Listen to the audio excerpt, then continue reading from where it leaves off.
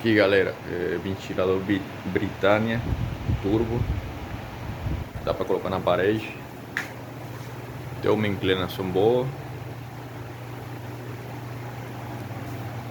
dá pra colocar na parede de boa.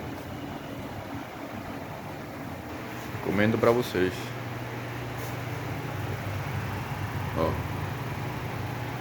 só fura um buraquinho aí, coloca um parafuso, pronto.